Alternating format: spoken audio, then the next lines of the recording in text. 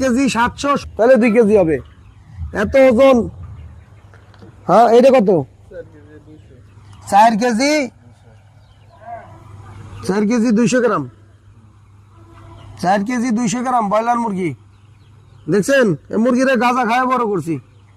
হ্যাঁ, আপনাদের কমার্স দেখলে তো আচ্ছা, যাই হোক। এখন সুপ্রিয় দর্শক, ঘটনা হয়েছে কি, প্রযুক্তি আমরা ব্যবহার করছি মানদাদার আমলের প্রযুক্তি।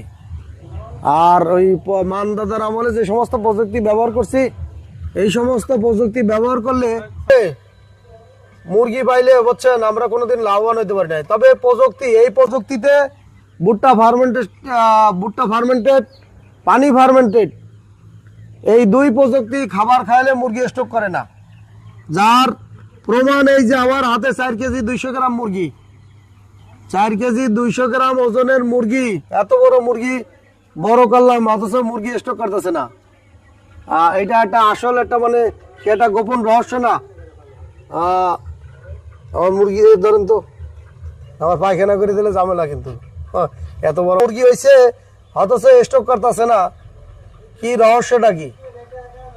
এই রহস্য আজকে আপনাদের এই ভুট্টা ফার্মেন্টেড, পানি ফার্মেন্টেড খাবার খেয়ে আমাদের মুরগিগুলো আজকে বিক্রি করব, এবং কি পরিমাণে ওজন হইলো এটাও আমাদের এলিগিয়া ক্যালকুলেশন করে, হিসাব কিতাব করে আমরা দেখাবো। বাজার বিক্রি করতেছি, মুরগির বাজার আজকে 190 টাকা করে এই মুরগি ছেড়ে দিতেছি।